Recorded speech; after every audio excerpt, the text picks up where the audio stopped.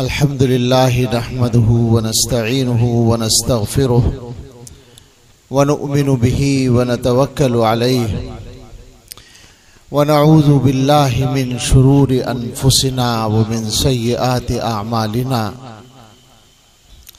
मन यहदिहिल्लाहु फला मुदिल्ल लहु व मन युद्लिलहु फला हादिय लहु व नशहदु अल्ला इलाहा इल्लल्लाहु वहदहु ला शरीका लहु व नशहदु अन्न सय्यिदना व नबिय्यना व मौलाना मुहम्मदन अब्दुहु व रसूलुहु सल्लल्लाहु तआला अलैहि व अला आलिहि व अस्हाबिहि व बारक व सल्लम तस्लीमन कसीरा।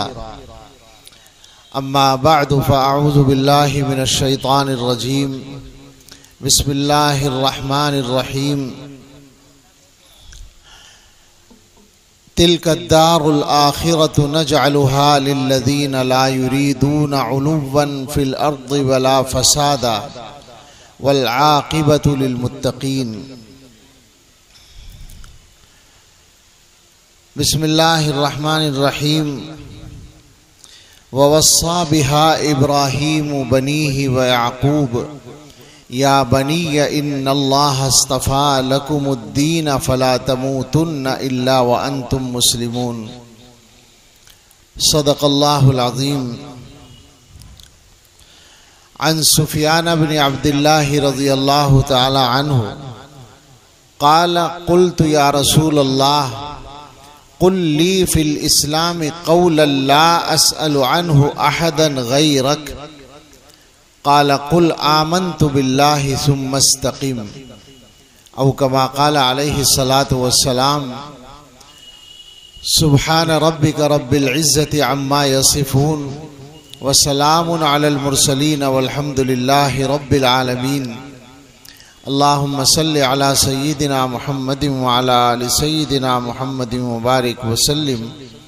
अल्लाहुम्मा सल्लि अला सय्यिदिना मुहम्मदिन व अला आलि सय्यिदिना मुहम्मदिन व बारिक व सल्लिम। अल्लाहुम्मा सल्लि अला सय्यिदिना मुहम्मदिन व अला आलि सय्यिदिना मुहम्मदिन व बारिक व सल्लिम।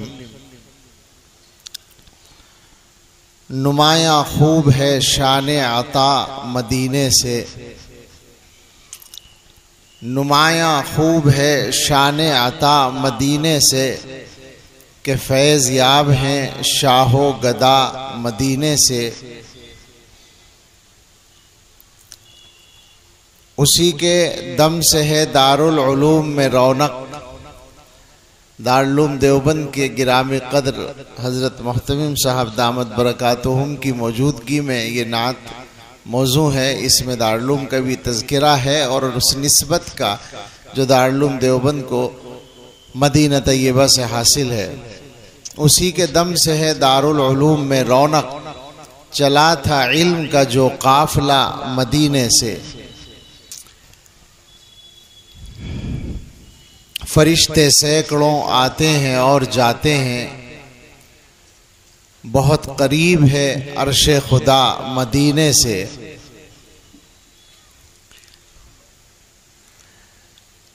ये अहले दिल का जो दारुल उलूम मरकज़ है, मिला है सबको यहाँ का पता मदीने से। वहाँ पे जाके यही एक बस तमन्ना है, मदीने जाके ना लाए खुदा मदीने से।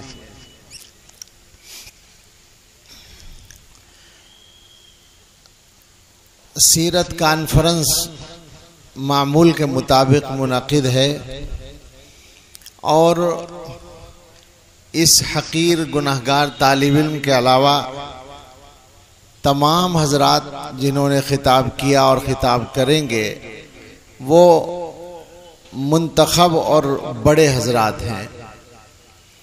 और इस मजलिस की रौनक और इसकी रूह रवां हज़रत मोहतमिम साहब दामत बरकातुहुम हैं, जो दारुल देवबंद की क़ियादत के हवाले से मिल्लत इस्लामिया ही की क़ियादत का ताज जिनके सर पर इस वक्त है। तो इस एतबार से ये हवाला जो मैं दे रहा हूँ इसका मकसद ये है कि हम लोग महसूस करें इस कॉन्फ्रेंस और इस प्रोग्राम की अहमियत को और गोया इससे कुछ हासिल करने की कोशिश करें। हज़रत मुहम्मदुर रसूलुल्लाह सल्लल्लाहु ताला अलैहि वसल्लम सारी कायनात का खुलासा हैं। इस कायनात इंसानी की सबसे अजीम शख्सियत हैं। आपके बारे में आदमी जो कुछ भी कह सके वो कम है। आपकी अज़मत को बयान करने के लिए वाक़या ये है कि अल्फाज छोटे पड़ जाते हैं और हौसला उससे भी छोटा होता है। हम जैसे लोग तो क्या हौसला करेंगे। मुझे तो वाकई ताज्जुब होता है कि गालिब जैसे ज़हीन तरीन और तेज़ तबा आदमी ने फ़ारसी में ये कहा कि गालिब सनाए ख्वाजा बयज़दा गुज़ाश्तेम कहाँ ज़ाते पाक मर्तबा दाने मोहम्मदस्त। मोहम्मद सल्लल्लाहु अलैहि वसल्लम की जो सना या तारीफ़ या उनका हाल बयान करने का काम है, ये तो बस अल्लाह ही के हवाले कर दिया है हमने, इसलिए कि अल्लाह की ज़ात ही को उनका मकाम मालूम है। कोई लफ्ज़ों में कैसे बताए, उनके रुतबे की हद है तो क्या है। हमने अपने बड़ों से सुना है सिर्फ अल्लाह उनसे बड़ा है। तो ज़ाहिर है कि सीरत के उन्वान में ये उम्मीद रखी जाती है कि आदमी रसूल अकरम सल्लल्लाहु ताला अलैहि वसल्लम की शख्सियत और आपके अहवाल पर कुछ बयान करे। लेकिन सोचने की बात असल ये है कि इन अहवाल के बयान से हम अपनी ज़िंदगी में क्या फ़ायदा उठा रहे हैं। हुज़ूर अलैहिस्सलातु वस्सलाम ने इंसानियत को जो तोहफ़ा दिया उसका खुलासा अगर एक लफ्ज़ में कहें तो वो ईमान है। वो ईमान जो अल्लाह ताला ने अपने अम्बिया अलैहिमुस्सलाम के ज़रिए से इंसानों को पहले दिन से अता करने का सिलसिला रखा था। सोचें ज़रा कि उस ईमान का फ़ायदा क्या है, मकसद क्या है।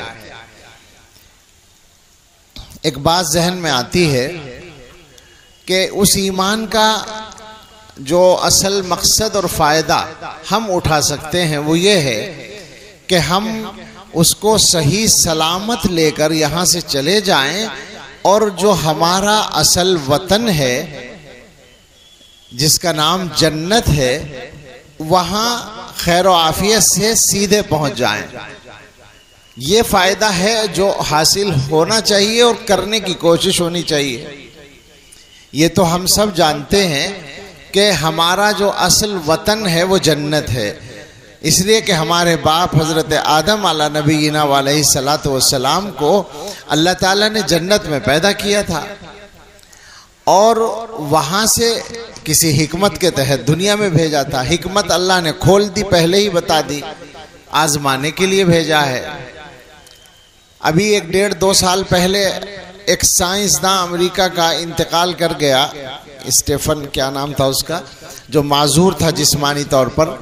उसके इंतकाल के मौके पर उसके कुछ हालात अखबारात में आए। मैं पहले से वाकिफ़ नहीं था, लेकिन जब उसको पढ़ा तो उसमें ये बात भी थी कि उसने जो अपना रिसर्च पेपर शाये किया था उसमें उसने ये बात भी लिखी थी कि मैंने दुनिया का, ज़मीन का और इंसान के मिजाज का जितना मुताला किया है, जितना समझा है इसको, उससे मेरी ये राय बनी है कि ये इंसान इस ज़मीन का रहने वाला नहीं है। वैसे वो मुल्हिद था, वो साइंसदान जो था, एथिस्ट था, मुल्हिद था, मुनकिर मजहब था, मुनकिर खुदा था, लेकिन वो अपनी तहकीक के नतीजे में इस नतीजे तक पहुंचा था। वो ये कहता है कि मैंने देखा कि दुनिया में इंसान के अलावा जितने जानदार रहते हैं, ज़मीन की पैदावार और ज़मीन के मौसम सबको मुआफ़िक आते हैं। कोई जानवर सर्दी से बचने का इंतज़ाम नहीं करता, गर्मी से बचने का इंतज़ाम नहीं करता। जो भी मौसम आता है वो उसको झेल लेता है, आसानी के साथ बर्दाश्त कर लेता है। इंसान का हाल ये है कि सर्दी आए तो उससे बचने के लिए कपड़े चाहिए, गर्मी आए तो उससे बचने का इंतज़ाम चाहिए। बारिश हो तो बारिश में भी मुसलसल ये नहीं रह सकता, पानी में नहीं रह सकता, धूप में मुसलसल नहीं रह सकता। कोई सा भी मौसम इसके नाजुक मिजाज के मुआफिक नहीं है। जहां तक पैदावार का मसला है, उसने कहा सारे जानवर जमीन में पैदा होने वाली चीजों को डायरेक्ट खा लेते हैं, ऐसे ही खा लेते हैं जैसे पैदा होती है। पत्ते खाते हैं, गल्ले खाते हैं, दाने खाते हैं, गोश्त खाते हैं, सब्जियां खाते हैं, फल का जो भी उस जिस जानवर को मिलता है तो वो ऐसे ही खा लेता है जैसे पैदा होता है। लेकिन इंसान है कि वो हर चीज को अपने मिजाज के मुताबिक बना के खाता है। गोश्त खाएगा तो उसको गलाएगा, उसको उसमें मसाले डालेगा, और ज़्यादा तफसील में जाएंगे तो मुंह में पानी आ जाएगा, इसलिए इख्तिसार ही बेहतर होगा।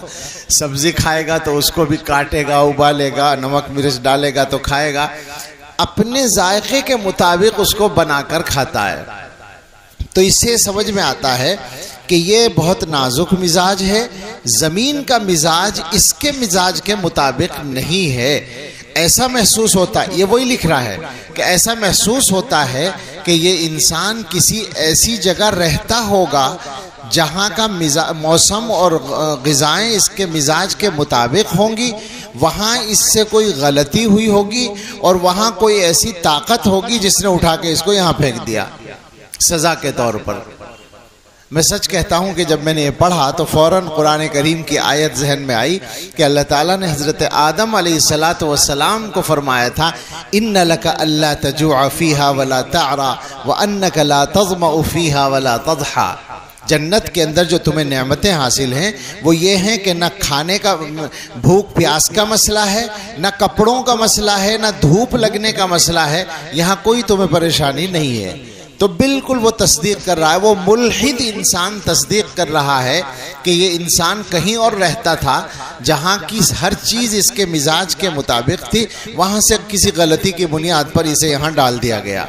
हमें पता है अल्लाह ताला ने यही लफ्ज़ इस्तेमाल फरमाया है, इहबितू मिन्हा जमीअन, उतर जाओ, चले जाओ नीचे, वहाँ से यहाँ फेंक दिया, डाल दिया, और ये तय करके भेजा कि अब तुम्हें इस घर में वापस आने के लिए कुछ करके दिखाना पड़ेगा। अगर यूं ही बगैर कुछ किए इसमें रखना मंजूर होता तो निकालने की क्या ज़रूरत थी। अल्लाह ताला ने जो दुनिया में भेजा, जन्नत ही में रखना होता ऐसे ही, तो फिर भेजते क्यों यहाँ पर। लेकिन अल्लाह ने भेजा है अपनी हिकमत के तहत, अपनी बंदगी के लिए, अपनी इबादत के लिए, और इसलिए कि लियब्लुवकुम अय्युकुम अहसनु अमला, तुम्हें आजमाना है कि तुम में अच्छा अमल कौन करता है। तो गोया ये तय हो गया कि जन्नत हम सब का असली वतन है, और ये इंसान की फितरत है कि अपने वतन जाने की उसे फिक्र रहती है, शौक़ रहता है। जहाँ किसी काम से वो जाता है, उस काम को करने के बाद पहली फुर्सत में घर वापस आने की फिक्र करता है। मैं सोचता हूँ कि दुनिया का सबसे शानदार, सबसे मज़ेदार, बल्कि सबसे इत्मीनान का सफ़र हिजाज़ मुक़द्दस का सफ़र होता है। वहाँ आदमी जाकर हकीकत है कि कुछ दिनों के लिए तो दुनिया के मसाइल को भूल जाता है, लेकिन उस अच्छे सफ़र में भी ये बात सबको मालूम है तजर्बे से कि जब काम से निमट जाते हैं, फारिग हो जाते हैं, तो घर याद आने लगता है। इसीलिए लिखा है कि हज़रत उमर रज़ी अल्लाह ताला अन्हु हज ख़त्म होने के बाद कहते थे कि जाओ अपने घर वापस जाओ। दुर्रा लेके घूमते थे कि अब यहाँ क़याम ना करो, यहाँ रह के घर को याद करो, इससे अच्छा है कि वहाँ जाके इसको याद करो। तो ये वतन की मोहब्बत या वतन वापस आने का तकाजा जो तबीयत के अंदर है, ये इंसान का फितरी जज्बा है। तो अब हम जब ये बात मानते हैं कि जन्नत हमारा असली वतन है, तो जाहिर है कि हमें वहाँ वापस जाने की फ़िक्र करनी चाहिए। वहाँ वापस जाना, इसके लिए एक शर्त तो वो है जो आम है, और वो हर कलमा पढ़ने वाले के पास मौजूद है। मन क़ाल ला इलाहा इल्लल्लाह दखल जन्ना, कलमा पढ़ लिया जन्नत में ज़रूर जाएगा। मगर मसला ये कि कब जाएगा। अगर डायरेक्ट नहीं गया बल्कि कहीं और से गुजार के लाया गया, तो मज़ा आएगा जाने का। वो मज़ा तो जब आएगा आएगा, लेकिन वो जो मुसीबत है उसको तो एक लम्हे के लिए हम में से कोई बर्दाश्त करने की हिम्मत नहीं रखता।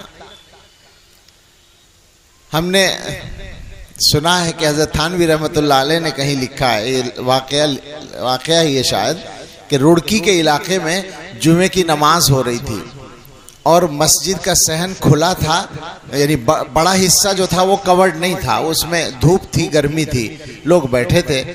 तो इमाम साहब अंदर तकरीर कर रहे थे, गर्मी हो रही थी, लोगों को पसीना था और परेशानी थी, और तकरीर लंबी हो गई। तो सहन में से एक दो आदमी खड़े हुए और उन्होंने कहा कि इमाम साहब तकरीर मुख्तसर करो, धूप लग रही है, गर्मी लग रही है बहुत तेज़। तो इमाम साहब अल्लाह जाने किस अकल के आदमी थे, वो कहने लगे, अरे कमबख्त, तो जब तुमसे धूप बर्दाश्त नहीं होती तो जहन्नम में कैसे रहोगे? उन्होंने कहा, वो उसी आदमी ने कहा कि जहन्नम में जाइए तू, हम तो जन्नत में जाने के लिए नमाज पढ़ने आए हैं। तो मकसद ये है कि सच्ची बात है कि हमसे तो धूप बर्दाश्त नहीं होती, हमसे धूप की गर्मी बर्दाश्त नहीं होती। हमारे बुजुर्गों ने एक वाक़या लिखा है कि दिल्ली में एक मस्जिद है जो मुतय्यन है, किताबों में उसका नाम लिखा हुआ है, अभी भी वो मस्जिद मौजूद है। मुगलिया सल्तनत के ज़माने में वहाँ, चूँकि उस वक्त दारुल देवबंद नहीं था, दिल्ली ही मरकज़ था इल्म का, तो वहाँ मदरसे चलते थे और बहुत से मदरसों के चलने का अंदाज़ ये था कि तालीम होती थी, क़ियाम का कोई इंतज़ाम मदरसे में नहीं होता था, या उस्ताद ख़ुद पढ़ाते थे अपने घर पर और तलबा अपने अपने अंदाज से रहते थे और पढ़ते थे उस्ताद के पास आकर, ऐसा चलता था। बहुत सारे इस तरह तालीम गाहें बहुत सारी थीं। तो एक तालिब इल्म था जो किसी जगह पढ़ता था और इस मस्जिद में वो रहता था, मुअज्जिन था या इमाम था।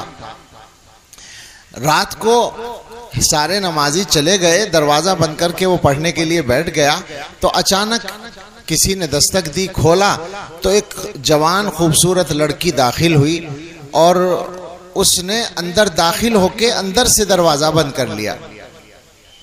अब ये घबराया, इसने कहा, भाई तुम कौन हो और ये दरवाज़ा क्यों बंद किया है और क्यों आई हो तुम मस्जिद में? जाओ यहाँ से, ये तो मस्जिद है, मैं अकेला रहता हूँ यहाँ, कोई देखेगा तो क्या कहेगा?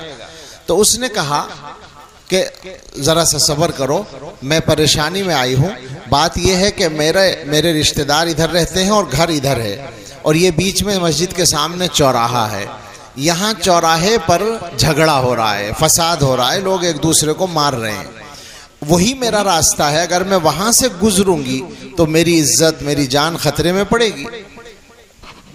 तो मैंने देखा कोई पनाह की जगह तो मस्जिद नज़र आई, इसलिए मैं यहाँ आ गई। अब तुम थोड़ा सा वक्त मुझे यहाँ गुजारने दो, मैं रास्ता साफ होने पे चली जाऊंगी। उसने कहा ठीक है भाई, उधर बैठ जाओ। तो एक कोने में उसको बैठने के लिए कह दिया, दूसरी तरफ वो बैठकर अपना मामूल के मुताबिक किताब पढ़ने लगा। चरागों का ज़माना था। वो लड़की जो थी मुस्तकिल लड़के पर नज़र रखे हुए थी, जाहिर है कि तन्हाई थी, तो एक बिल्कुल फितरी बात थी ये। उसने देखा कि वो तालिब इल्म पढ़ रहा है और पढ़ते पढ़ते बीच में वो अपनी उंगली चराग की लौ पर यूं लाता है, चराग की लौ जो आग है उसके ऊपर लाता है। अब जाहिर है कि उसमें जलन होती है तो हटा लेता है, फिर पढ़ने लगता है। थोड़ी देर के बाद फिर इसी तरह से उंगली को वहाँ लाता है, फिर वापस हटा लेता है। ये काम वो थोड़े थोड़े वक्फे से करता है। जितना वक्त भी गुजरा, बाहर से शोर की आवाज़ ख़त्म हुई तो वो तालिब इल्म निकला और उसने देखा कि फसादी भाग गए, शायद पुलिस आ गई या जो भी हुआ, रास्ता साफ हो गया। तो उसने आकर इस लड़की से कहा कि भाई जाओ, तुम्हारा रास्ता साफ हो गया, अब तुम चली जाओ। लड़की ने कहा ठीक है मैं जाती हूँ, लेकिन तुमसे मुझे एक बात पूछनी है। कहा क्या? कि ये जो तुम हरकत कर रहे थे, चराग के ऊपर अपनी उंगली को लाते थे, ये क्या था? उसने कहा भाई तुम्हें क्या मतलब है, तुम अपना रास्ता लो, मेरा पीछा छोड़ो। तो उसने कहा नहीं, ये राज तो तुम्हें बताना पड़ेगा, ये कोई मामूली बात नहीं है कि आदमी खामखा अपनी उंगली को आग पर जलाए और हटाए, जलाए और हटाए। ये क्या बात हुई? मैं इसके बगैर नहीं जाऊंगी अगर तुम नहीं बताओगे। मजबूरन उसने बताया, और वही बताया जो आप समझ रहे हैं कि तन्हाई थी और तुम यहाँ बैठी थी, तो शैतान और मेरा नफ्स दोनों मेरे पीछे पड़े थे कि इससे अच्छा मौका नहीं मिलेगा, फ़ायदा उठा लो। कोई रुकावट नहीं है, कोई सुनने वाला भी नहीं है, अगर शोर भी मचाए। खुद आई है, तुम बुला के नहीं लाए हो। तो जाहिर है कि गुनाह का तकाजा नफ्स में पैदा हो रहा था, और शैतान तो ऐसे मौके की तलाश में रहता ही है। तो मैं जब ज़्यादा परेशान होता था अपने नफसानी तकाजे से, तो मैं चिराग की उंगली पर, लौ पर उंगली लगाता था। जलन होती थी तो मैं हाथ को हटाता था और मैं अपने दिल से ये कहता था, अपने नफ्स से कहता था कि जब तेरे अंदर दुनिया की इस छोटी सी आग को बर्दाश्त करने की हिम्मत नहीं है, तो तू जहन्नम में जलने की हिम्मत कैसे कर रहा है। बस बार बार तकाजा होता था, और मैं इस तरह से अपने आप को गुनाह से बचाता था। अल्लाह ने मुझे इस तरह बचा लिया। वो चली गई लड़की।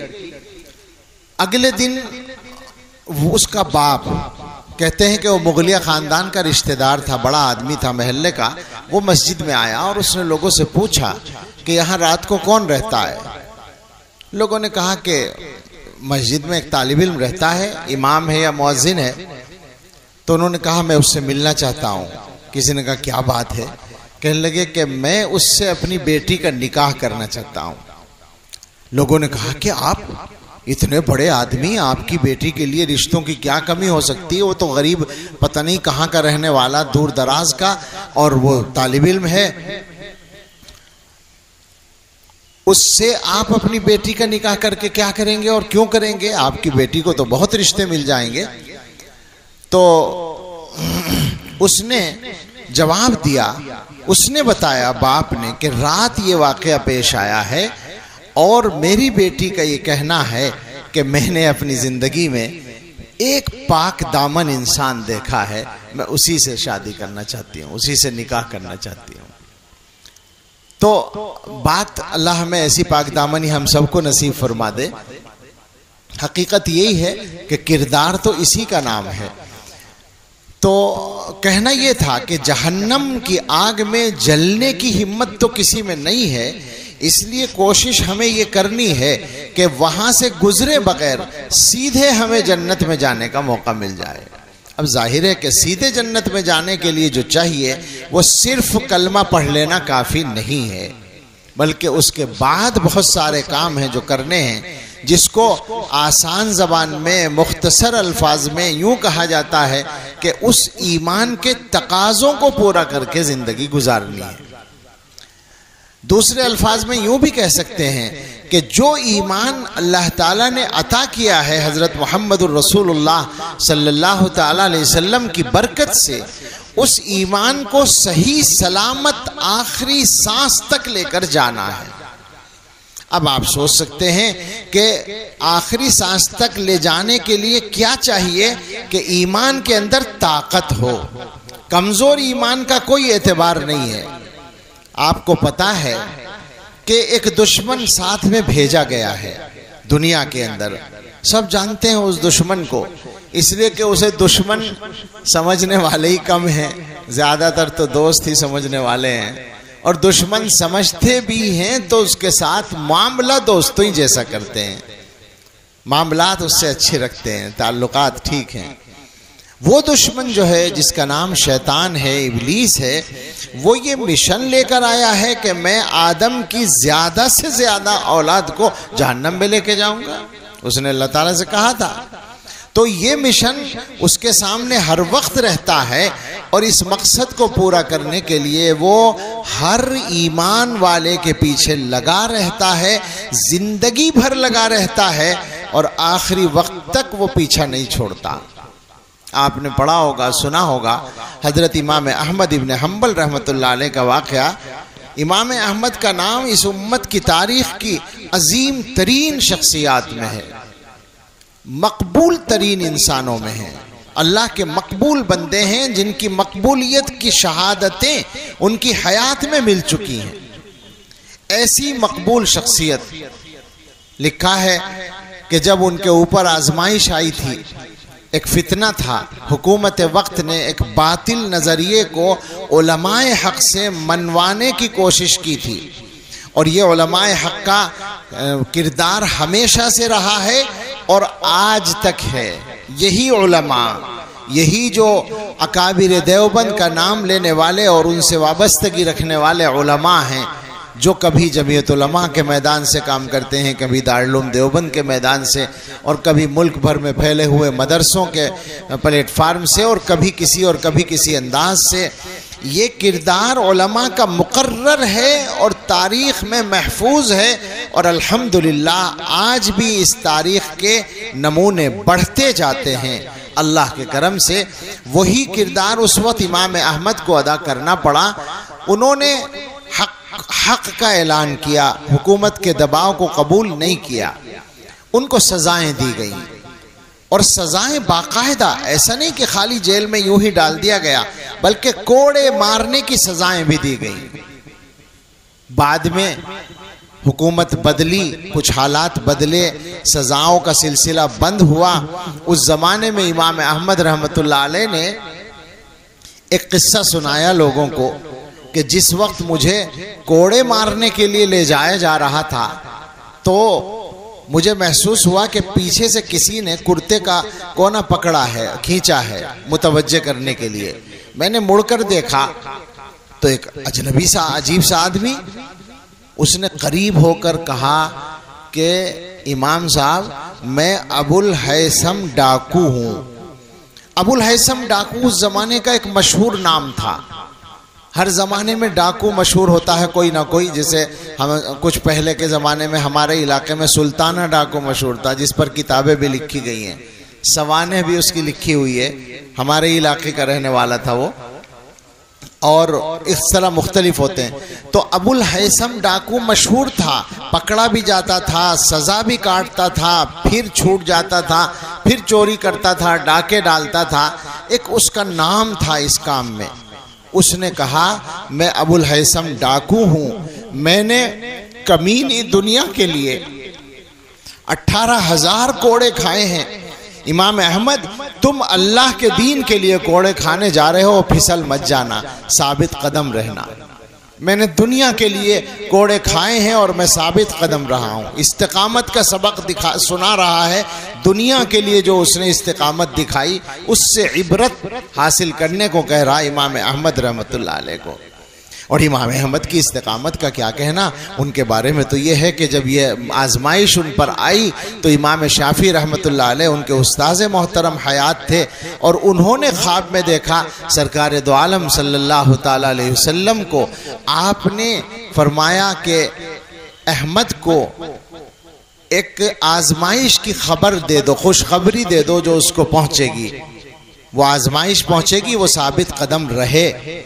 इमाम शाफी रहमतुल्लाह अलैह ने अपने एक शागिर्द को ये खुशखबरी लेकर भेजा इमाम अहमद के पास। इमाम अहमद ने फरमाया, मेरे पास इसके बदले में देने के लिए कुछ नहीं है, ये कुर्ता ले जाओ जो मैंने पहन रखा है, ये मैं तुम्हें इसके इनाम के तौर पर देता हूँ। वो कुर्ता लेके चले गए, और इमाम अहमद का मकाम उनके बड़ों की नज़र में कैसा था आप देखें कि इमाम शाफी ने फरमाया, ये कुर्ता जो तुम्हें मिला है इनाम में, ये तो तुम्हारी मिल्कियत है, मैं इसको तुमसे नहीं मांगता, लेकिन मुझे ये इजाज़त दो कि इसको पानी में भिगोकर वो पानी में ले लूँ बरकत के लिए।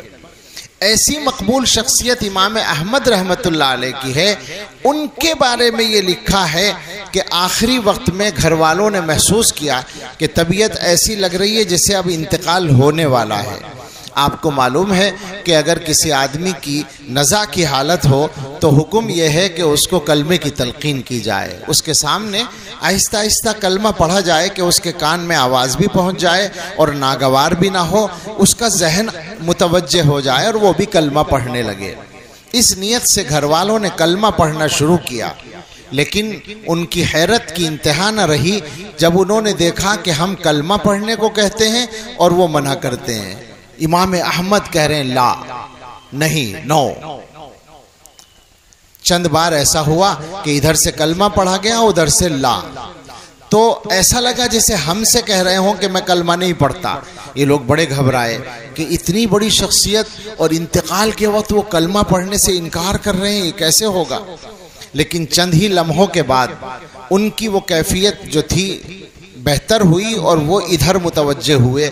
आँख खोलकर देखा और इन लोगों से कहा कि तुम कलमे की तलकीन कर रहे थे और मेरी तरफ से ला का जवाब सुन रहे थे, तो मैं तुमसे मुखातब नहीं था, मैं तुम्हें इनकार नहीं कर रहा था कलमा पढ़ने को, मेरा मामला तो किसी और से चल रहा था। मेरे सामने शैतान खड़ा था, इबलीस खड़ा था और वो ये कह रहा था कि अहमद तुम मेरे हाथ से बच गए, मेरे जाल से बच के निकल गए। तो मैं ये कह रहा था कि नहीं, अभी नहीं बचा, अभी मेरे सांस बाकी हैं, अभी मैं जिंदा हूँ, अभी तेरा खतरा टला नहीं है, तेरा खतरा दूर नहीं हुआ है। आप अंदाजा करें कि इतनी बड़ी बड़ी शख्सियात के पीछे अगर शैतान आखिरी दम तक लगा रहता है इस मकसद के लिए कि किसी तरह इनको ईमान से महरूम कर दे, तो हमा शुमा का क्या होगा। खतरनाक बात है, इंतहाई अहम मसला है। मुसलमान के लिए उसकी जिंदगी का सबसे बड़ा काम और सबसे बड़ा मसला है कि जो ईमान अल्लाह ताला ने अपने फजल से अता कर दिया है, उस ईमान की दौलत को वो सही सलामत अल्लाह ताला के पास वापस ले जाए और अल्लाह की बारगाह में पेश कर दे कि या अल्लाह मेरे पास और कुछ तो नहीं था, मगर जो ईमान अता किया था आपने वो ईमान लेकर आया हूँ। लेकिन ये ईमान सही सलामत ले जाने के लिए ज़िंदगी सही गुजारना उसके लिए ज़रूरी है। ज़रूरी है कि वो अपने दीन पर जम के ज़िंदगी गुजारे। आज के ज़माने में जो हालात हैं, उन हालात का खुलासा वही है जो शैतान का मिशन है, और इसको ज़रा सा दूसरे अंदाज से अगर बयान किया जाए तो वो ये है कि हुजूर अलैहिस्सलातु वस्सलाम ने एक हदीस में बहुत सादा अल्फाज में अजीब व गरीब बात बयान फरमाई, मशहूर है, सब जानते हैं। ज़ाक़त अमल ईमान, हज़रत अब्बास रज़ियल्लाहु ताला अन्हु की रिवायत है, ज़ाक़त अमल ईमान मर रज़िया बिल्लाहि रब्बन व बिल इस्लाम दीनन व बि मुहम्मदिर रसूला।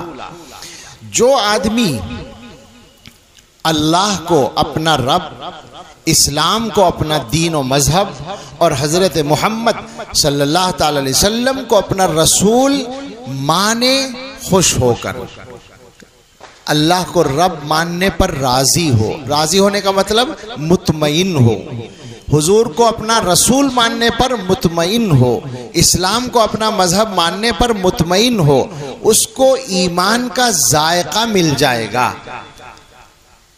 दोनों बातों को थोड़ा सा समझ लें, 10-5 मिनट बाकी हैं। ईमान का जायका उस आदमी को मिलेगा जो इन अकीदों पर राजी हो, मुतमईन हो। ये तो हमारा मिशन हुआ। दुनिया का मिशन क्या है? शैतान के जो कारिंदे हैं, शयातीन अल इंसी वल जिन, जो अल्लाह की तरफ से हमारी आजमाइश के लिए मुकर्रर हैं। इंसानों में भी शैतान होते हैं और जिन्नात में तो हैं ही शैतान। उनका मिशन क्या है?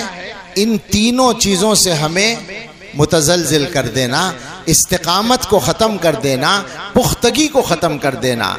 बेशक तुम कलमा पढ़ते हो अल्लाह का, ला इलाहा इल्लल्लाह मुहम्मदुर रसूलुल्लाह, हर मुसलमान मानता है कि अल्लाह मेरा रब है, लेकिन शैतान के कारिंदों ने कितने ही मुसलमानों के दिलों के अंदर अल्लाह के बारे में या तो शक पैदा किया या अल्लाह के साथ में कुछ सिफात वगैरह में कुछ लोगों को शरीक कर दिया।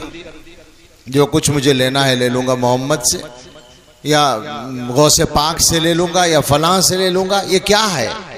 रज़ीतु बिल्लाहि रब्बन, मैं अल्लाह को रब मानकर मुतमईन हूँ। अरे मुतमईन है तो सिर्फ अल्लाह से मांग, अल्लाह के अलावा कोई देने वाला नहीं है, अल्लाह के अलावा कोई कुछ भी नहीं दे सकता। जो कुछ अल्लाह चाहेगा वो होगा। जो अल्लाह देना चाहे दुनिया सारी मिलकर रोकना चाहे नहीं रोक सकती। अल्लाह जो चीज़ ना देना चाहे दुनिया की कोई ताकत वो दे नहीं सकती। अल्लाह को रब मानते हो तो सिर्फ अल्लाह को रब मानो। अल्लाह ही मालिक है, अल्लाह ही खालिक है, अल्लाह ही माबूद है, अल्लाह ही रब है। हर किस्म की इबादत, हर किस्म का सजदा सिर्फ अल्लाह के लिए ख़ास है। लेकिन ज़ाहिर है कि शैतान ने कोशिश की है, इसमें शक। अच्छा, एक और दूसरे अंदाज से शक पैदा होता है। आज जो सूरत हाल है, जो वाक़या है, जो सच्चाई है, तालीम गाहों में जाकर आप देखें, ये चीज़ आपको गांव देहात में नहीं मिलेगी। गांव देहात के आदमी का ईमान तो सच्चा पक्का ईमान होता है। हमने अपने असातिज़ा से सुना है, कहीं पढ़ा तो नहीं है, कहते हैं कि जंगल में एक आदमी हल चला रहा था, एक आलिम वहाँ से गुजरे तो उनको ख्याल हुआ कि इसके ईमान को चेक करना चाहिए, जांचना चाहिए कि इसका ईमान किस तरीके का है। तो उन्होंने कहा कि अल्लाह को एक मानते हो? उसने कहा हाँ मानता हूँ। तो उन्होंने कहा कि तुम्हारे पास क्या दलील है कि अल्लाह एक है? उसने हल दिखाया और ये कहा कि अगर दोबारा दलील मांगोगे तो ये हल तुम्हारे सर पे मार दूंगा। ये दलील है। ये ईमान, इसको कोई नहीं तोड़ सकता। इसे हल किसे खाना है अपने सर पे? इस ईमान को कमजोर नहीं किया जा सकता। लेकिन वो पढ़ा लिखा आदमी, ज्यादा पढ़ा लिखा आदमी जो दुनिया के इज़्मों का मुताला कर रहा है, दुनिया के अफकार का मुताला कर रहा है, और उसको मुताला कराने वालों का मिशन है उसको दीन से हटाना। आज सूरत हाल ये है कि आप यूनिवर्सिटियों में जाएं, यूनिवर्सिटियों के आला शोबों में, जो डिग्री वाले शोबे हैं, जो डॉक्टरेट के शोबे हैं, ऊपर के शोबे हैं, वहाँ मैंने जो सुना है, और चलते फिरते आदमी से नहीं बल्कि ऐसे आदमी से जिसने वहाँ पढ़ा और वहाँ पढ़कर वो मुल्हिद बना, मदरसे का पढ़ा हुआ आदमी मुल्हिद बना, मुनकिर खुदा बना, मुनकिर मजहब बना, और फिर वापस आया। ये वाक़या है हज़रत। एक आदमी ने मुझे फ़ोन किया कि मैं कुछ बात करना चाहता हूँ। मैंने कहा भाई क्या बात करना चाहते हैं? कि मैं अल्लाह के बारे में बात करना चाहता हूँ। मैं घबराया कि भाई ये मौजू तो बड़ा नाजुक है। क्यों? कहने लगे कि मुझे शक है, मुझे यकीन ही नहीं कि अल्लाह मौजूद है या नहीं। तो मैंने कहा भाई मेरा ख्याल है कि मेरा इंतखाब आपने ठीक नहीं किया, मेरा इस मौजू पर कोई ख़ास मुताला नहीं है, मैं शायद आपको मुतमईन ना कर पाऊँ। कहने लगे नहीं, मुझे यकीन है कि आप मुझे मुतमईन कर सकेंगे, आप जो बात करेंगे वो अच्छी होगी, इसलिए कि मैंने आपसे पढ़ा है। जी, किताब बता दी उसने कि फला किताब पढ़ी है। फाजिल था अपना। उसने कहा मैंने आपसे पढ़ा है, इसलिए मुझे उम्मीद है कि आप समझा लेंगे।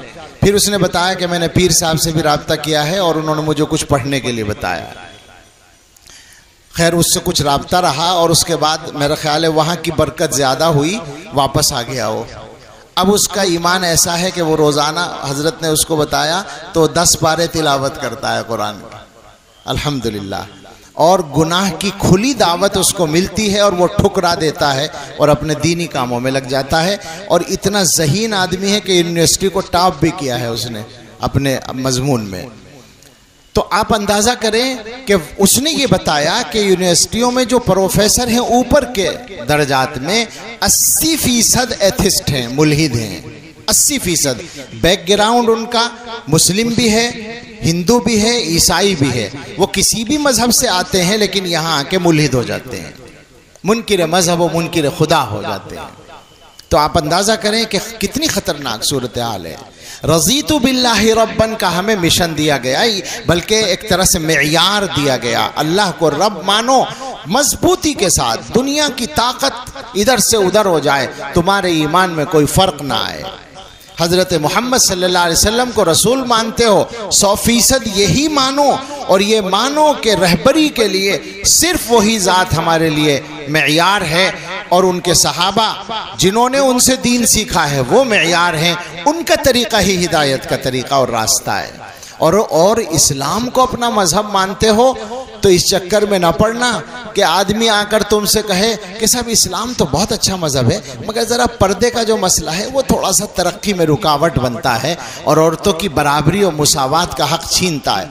तो आप सोचने लगे कि हाँ कुछ ठीक सी तो लगती है बात। इसका मतलब क्या हुआ?